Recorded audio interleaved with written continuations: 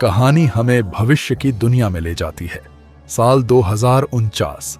धरती पर एक भयानक आपदा आ चुकी है।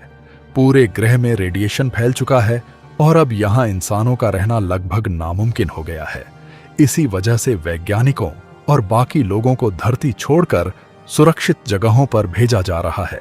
धीरे धीरे हर स्टेशन खाली होने लगता है, लेकिन इन सब के बीच एक शख्स ऐसा भी है जो कहीं जाने से साफ मना कर देता है। उसका नाम है ऑगस्टिन। वह उम्रदराज वैज्ञानिक है और लंबे समय से गंभीर बीमारी से जूझ रहा है। उसे पता है कि अगर वह धरती छोड़ भी दे तब भी उसकी बीमारी उसे ज्यादा समय तक जीने नहीं देगी। इसलिए वह फैसला करता है कि अपनी जिंदगी के आखिरी दिन इसी धरती पर बिताएगा। सब लोग उसे समझाने की कोशिश करते हैं, लेकिन वह किसी की बात नहीं मानता। आखिरकार बाकी सभी लोग चले जाते हैं और विशाल रिसर्च स्टेशन में सिर्फ ऑगस्टिन अकेला रह जाता है। अब वह अपना इलाज भी खुद करता है और हर दिन अकेलेपन के बीच जीने की कोशिश करता है। कहानी यहां से हमें करीब 30 साल पीछे ले जाती है। उस समय ऑगस्टिन जवान था और दुनिया के सबसे होशियार वैज्ञानिकों में गिना जाता था। उसे अंतरिक्ष और दूसरे ग्रहों की खोज का जबरदस्त जुनून था। एक कॉन्फ्रेंस के दौरान वह लोगों को समझा रहा होता है कि भविष्य में इंसानों को दूसरे ग्रहों पर बसना पड़ सकता है।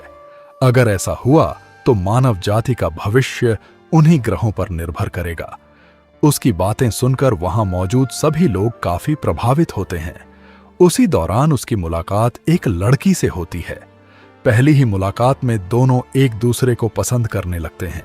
कुछ समय बाद दोनों शादी कर लेते हैं। शुरुआत में उनकी जिंदगी बहुत अच्छी चलती है, लेकिन धीरे धीरे ऑगस्टिन अपने काम में इतना डूब जाता है कि परिवार के लिए उसके पास समय ही नहीं बचता। दिन हो या रात, उसके दिमाग में सिर्फ रिसर्च और अंतरिक्ष की बातें चलती रहती हैं।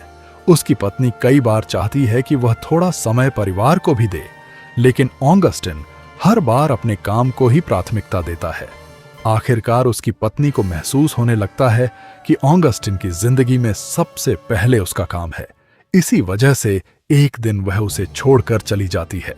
ऑगस्टिन अपने काम में इतना खोया रहता है कि वह अपने रिश्ते को संभाल ही नहीं पाता। कहानी फिर से वर्तमान में लौट आती है। अब ऑगस्टिन पहले से भी ज्यादा कमजोर हो चुका है। बीमारी और अकेलापन उसके चेहरे पर साफ दिखाई देता है। इसी दौरान उसे अचानक एक जरूरी संदेश याद आता है। करीब 6 साल पहले उसकी संस्था ने K23 मिशन के तहत कुछ अंतरिक्ष यात्रियों को एक नए ग्रह की खोज के लिए भेजा था। उस ग्रह का नाम था K23। उनका काम यह पता लगाना था कि क्या वहां इंसानों के रहने लायक माहौल मौजूद है या नहीं। जब यह मिशन शुरू हुआ था तब धरती पूरी तरह सुरक्षित थी, लेकिन अब हालात पूरी तरह बदल चुके हैं। धरती पर रेडिएशन फैल चुका है और यहां जीवन लगभग खत्म हो चुका है। सबसे बड़ी समस्या यह है कि अंतरिक्ष में मौजूद उस स्पेसशिप को अभी तक इन हालात की कोई जानकारी नहीं है। वे अपनी रिसर्च पूरी करके वापस धरती की ओर लौट रहे हैं।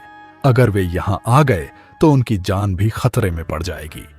ऑगस्टिन तय करता है कि किसी भी तरह उन्हें चेतावनी देना जरूरी है।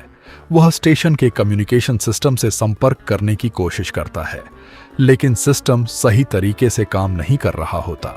उसे पता चलता है कि फिलहाल वह तुरंत संदेश नहीं भेज सकता। उसे कुछ घंटों तक इंतजार करना पड़ेगा। इसी बीच एक अजीब घटना होती है। स्टेशन में उसे किसी के होने का एहसास होता है।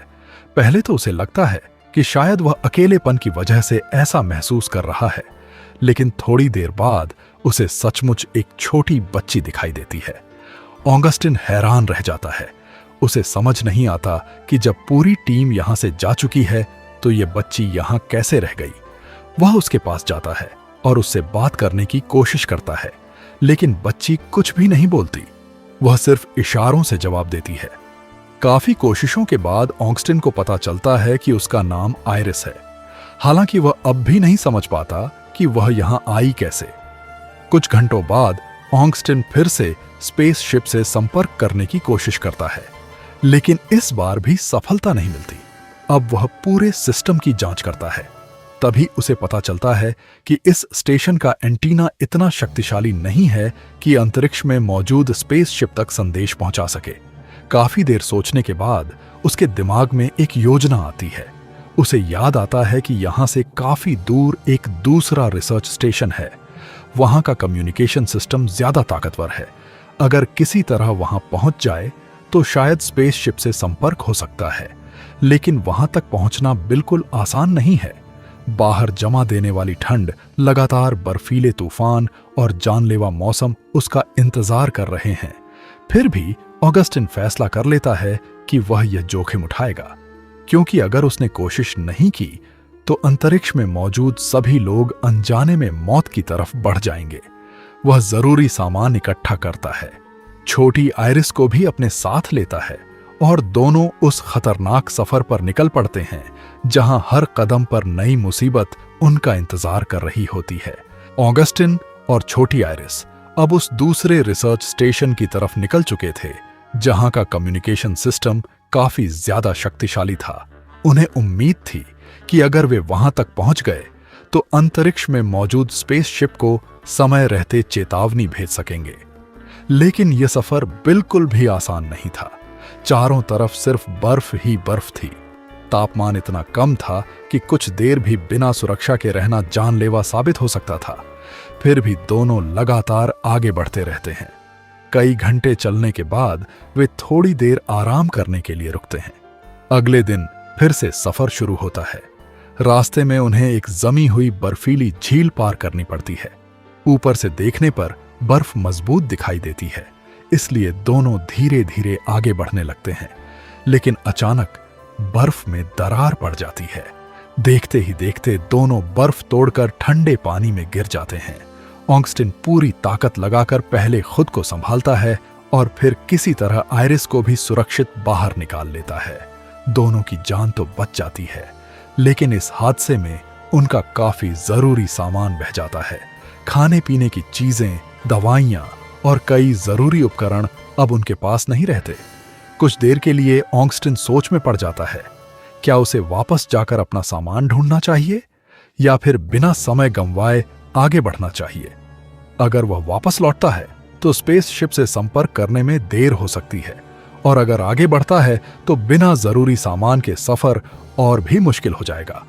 काफी सोचने के बाद वह आगे बढ़ने का फैसला करता है। उसके लिए सबसे जरूरी काम अंतरिक्ष यात्रियों की जान बचाना था। धीरे धीरे सफर आगे बढ़ता रहता है। अब तक ऑगस्टिन और आयरिस के बीच एक गहरा रिश्ता बन चुका होता है। हालांकि आयरिस बोल नहीं सकती, लेकिन उसके हाव भाव सब कुछ कह देते हैं। ऑगस्टिन भी उसका पूरा ध्यान रखता है। कई बार वह खुद तकलीफ सह लेता है, लेकिन आयरिस को किसी तरह की परेशानी नहीं होने देता।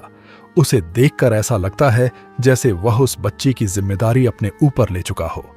कुछ समय बाद मौसम अचानक खराब हो जाता है। तेज बर्फीला तूफान शुरू हो जाता है। हवा इतनी तेज चल रही होती है कि कुछ कदम आगे तक भी दिखाई नहीं देता। दोनों एक दूसरे का हाथ पकड़कर आगे बढ़ने की कोशिश करते हैं, लेकिन अचानक वे एक दूसरे से बिछड़ जाते हैं। आयरिस कहीं नजर नहीं आती। ऑगस्टिन घबरा जाता है। वह जोर जोर से उसे ढूंढने लगता है। चारों तरफ सिर्फ सफेद बर्फ दिखाई देती है। कुछ देर की तलाश के बाद आखिरकार उसे आयरिस मिल जाती है। उसे सुरक्षित देखकर ऑगस्टिन राहत की सांस लेता है। इसके बाद दोनों सावधानी से आगे बढ़ते रहते हैं और आखिरकार दूसरे रिसर्च स्टेशन तक पहुंच जाते हैं। यहां पहुंचते ही ऑगस्टिन सबसे पहले कम्युनिकेशन सिस्टम चालू करता है। कुछ कोशिशों के बाद आखिरकार उसका संपर्क अंतरिक्ष में मौजूद स्पेसशिप से हो जाता है। इतनी दूर होने के बावजूद दोनों तरफ के लोग एक दूसरे की आवाज सुनकर खुश हो जाते हैं। ऑगस्टिन तुरंत उन्हें बताना चाहता है कि धरती पर हालात पूरी तरह बदल चुके हैं, लेकिन तभी सिग्नल दोबारा कमजोर हो जाता है और संपर्क टूट जाता है। अब स्पेसशिप के क्रू को समझ आ जाता है कि समस्या उनके एंटीना में है। स्पेसशिप की एक सदस्य माया फैसला करती है कि वह बाहर जाकर एंटीना ठीक करेगी। यह काम बेहद खतरनाक था, क्योंकि स्पेसशिप के आसपास अंतरिक्ष में तेज गति से उड़ते हुए बड़े बड़े पत्थर और मलबा मौजूद था। फिर भी माया अपने साथियों के साथ बाहर निकलती है। काफी मेहनत के बाद वे एंटीना ठीक करने में सफल हो जाते हैं, लेकिन तभी अचानक एक तेज रफ्तार अंतरिक्षीय चट्टान वहां से गुजरती है। इस हादसे में उनके एक साथी की जान चली जाती है और दूसरा साथी गंभीर रूप से घायल हो जाता है। बाकी सभी लोग किसी तरह वापस स्पेसशिप के अंदर लौट आते हैं। पूरा क्रू अपने साथी को खोने से दुखी हो जाता है। कुछ समय बाद कम्युनिकेशन सिस्टम फिर से काम करने लगता है। इस बार ऑगस्टिन का संपर्क सफलतापूर्वक स्पेसशिप से हो जाता है। वह बिना समय गंवाए उन्हें पूरी सच्चाई बता देता है। वह कहता है कि उनके मिशन पर जाने के बाद धरती पर एक भयानक आपदा आई। उस आपदा की वजह से पूरी दुनिया में रेडिएशन फैल गया। लाखों लोग अपनी जान गंवा बैठे और जो लोग बचे उन्हें धरती छोड़नी पड़ी। अब धरती इंसानों के रहने लायक नहीं बची है, इसलिए वह उनसे कहता है कि वे किसी भी कीमत पर वापस धरती की तरफ ना आए, बल्कि जिस ग्रह की खोज के लिए उन्हें भेजा गया था उसी तरफ लौट जाएं। यही उनके बचने का सबसे सुरक्षित रास्ता है। लेकिन स्पेसशिप के कमांडर बताते हैं कि ये इतना आसान नहीं है। इतने लंबे सफर के बाद वे अपना सही रास्ता खो चुके हैं। उन्हें दोबारा उस ग्रह तक पहुंचने का रास्ता याद नहीं है। यह सुनकर ऑगस्टिन तुरंत अपने पुराने रिसर्च रिकॉर्ड देखता है। उसे वहां उस ग्रह तक पहुंचने का पूरा नेविगेशन डेटा मिल जाता है। वह सारी जानकारी स्पेसशिप तक भेज देता है। अब उनके पास वापस उसी ग्रह तक पहुंचने का सही रास्ता मौजूद था। हालांकि ये खबर सुनकर पूरे क्रू के मन में एक अजीब सी उदासी भी भर जाती है। उन्हें कभी उम्मीद नहीं थी कि जिस धरती को छोड़कर वे कुछ साल पहले गए थे, वापस लौटने तक वही धरती हमेशा के लिए बदल चुकी होगी। क्रू के कुछ सदस्य ऑगस्टिन की बात मानने के लिए तैयार हो जाते हैं, लेकिन एक अंतरिक्ष यात्री अब भी उम्मीद नहीं छोड़ता। वह कहता है कि उसकी पत्नी धरती पर है और उसे पूरा विश्वास है कि वह किसी सुरक्षित जगह पर उसका इंतजार कर रही होगी। उसे लगता है कि शायद हालात उतने बुरे नहीं होंगे जितना ऑगस्टिन बता रहा है। ऑगस्टिन शांत स्वर में उसे समझाता है कि यह फैसला भावनाओं से नहीं, हकीकत को देखकर लेना होगा। वह बताता है कि अब धरती पर रेडिएशन इतना फैल चुका है कि वहां सामान्य जीवन संभव नहीं रहा। अगर वे वापस आए तो अपनी जान भी खतरे में डाल देंगे। इसलिए सबसे समझदारी इसी में है कि वे उसी नए ग्रह की ओर लौट जाएं, जिसकी खोज के लिए उन्हें भेजा गया था। इसी दौरान स्पेसशिप की सदस्य माया ऑगस्टिन से बातचीत करती है। वह बताती है कि वह बचपन से ही उनके काम के बारे में पढ़ती आई है। वह ऑगस्टिन को अपना आदर्श मानती है और कहती है कि उन्हीं से प्रेरित होकर उसने अंतरिक्ष यात्री बनने का सपना देखा था। फिर माया अपनी मां का नाम बताती है। जैसे ही ऑगस्टिन वह नाम सुनता है, वह कुछ पल के लिए बिल्कुल शांत हो जाता है। उसे एहसास होता है कि यह कोई साधारण संयोग नहीं है। जिस महिला का नाम माया ले रही है, वह कभी ऑगस्टिन की पत्नी थी। अब धीरे धीरे उसके सामने पूरी सच्चाई आने लगती है। माया बताती है कि उसका पूरा नाम आयरिस है। ये सुनते ही ऑगस्टिन समझ जाता है कि माया कोई और नहीं बल्कि उसकी अपनी बेटी है।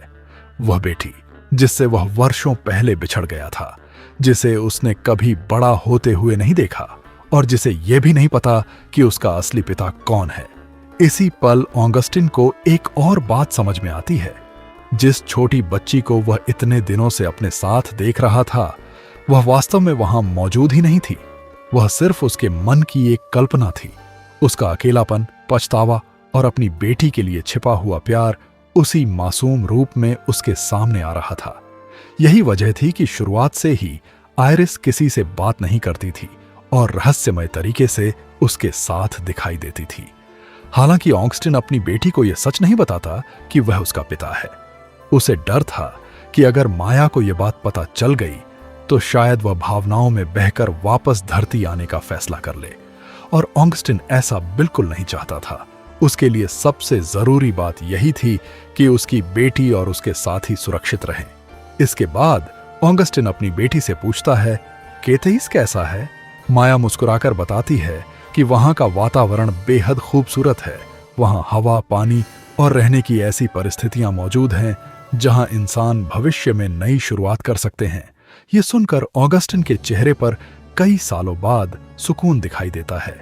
उसे महसूस होता है कि उसकी पूरी जिंदगी की मेहनत बेकार नहीं गई। जिस ग्रह की तलाश में उसने अपना जीवन लगा दिया, वही अब इंसानों की नई उम्मीद बन सकता है। ऑगस्टिन अपनी बेटी और बाकी क्रू से कहता है कि अब बिना देर किए उसी ग्रह की ओर लौट जाएं। कुछ पल की खामोशी के बाद स्पेसशिप अपना रास्ता बदल लेता है और धीरे धीरे केतेस की दिशा में आगे बढ़ने लगता है। धरती अब उनके लिए सिर्फ एक याद बन चुकी थी, लेकिन भविष्य अभी भी उनके सामने खुला हुआ था। इधर धरती पर ऑगस्टिन अकेला खड़ा आसमान की तरफ देख रहा होता है। उसके चेहरे पर थकान जरूर होती है, लेकिन साथ ही एक संतोष भी दिखाई देता है। वह जानता है कि उसने अपना आखिरी मिशन पूरा कर लिया है। उसने उन लोगों तक सही समय पर संदेश पहुंचा दिया, और सबसे बड़ी बात, उसने अपनी बेटी की जिंदगी बचा ली। फिल्म का संदेश भी बेहद भावुक है। ऑगस्टिन एक महान वैज्ञानिक था। उसने पूरी जिंदगी इंसानों के भविष्य के लिए काम किया, लेकिन इसी दौरान वह अपने परिवार को समय नहीं दे पाया। आखिर में उसे एहसास होता है कि जिम्मेदारियां सिर्फ दुनिया के लिए नहीं, अपने अपनों के लिए भी होती हैं। फिर भी जब सबसे मुश्किल समय आया, तो उसने अपनी आखिरी सांस तक वही किया जो उसे सही लगा। यही वजह है कि वह खुद धरती पर रुका रहा, ताकि अंतरिक्ष में मौजूद लोगों तक सच्चाई पहुंचा सके और उन्हें सुरक्षित भविष्य की ओर भेज सके। अगर आपको द मिडनाइट स्काई की यह कहानी पसंद आई हो तो वीडियो को लाइक जरूर करें, अपनी राय कमेंट में बताइए, और ऐसी ही शानदार मूवी एक्सप्लेनेशंस देखने के लिए ड्रीम स्नैप्स को सब्सक्राइब करना बिल्कुल मत भूलिए।